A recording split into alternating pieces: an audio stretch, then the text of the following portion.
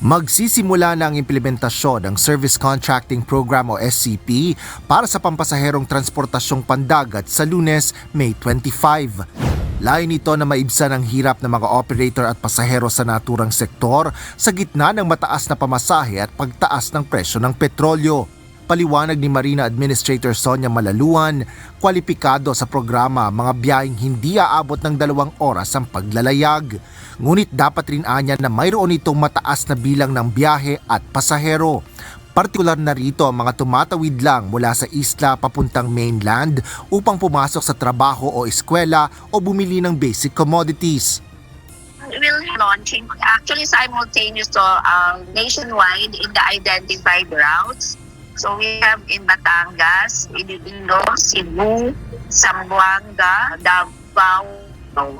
Meaning we will start na the program, the service contracting program for the maritime transport. Sa ilalim ng service contracting ng Marina, makakakuha ng diskwento ang mga maritime passenger sa mga naturang piling ruta. So ang babayaran ng programa, yung difference lang in the fare. Kung yung rate noong 28 February as compared to the pamasahe today. So halimbawa, kung dating 100 pesos, ngayon ay 120, sagot po ng programang Lakbay Alalay ng gobyerno, ang 20 pesos sa bawat pasahero na sasakay sa mga barko at bangka na nagpa-participate sa programa. Para naman sa ship o boat operators, babayaran ng pamahalaan ang lahat ng mga diskwentong ilalaan sa mga pasahero sa ilalim ng programa.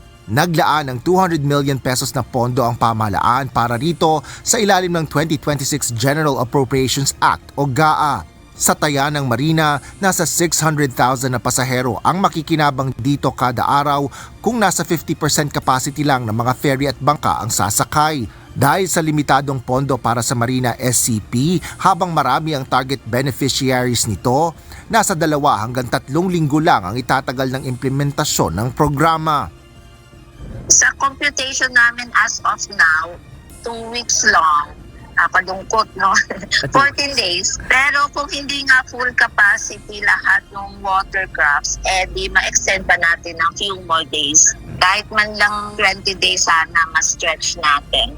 Asher Kadapan Jr., UNTV News and Rescue. Diyos ang aming sandigan, serbisyo publiko ang aming pinahahalagahan.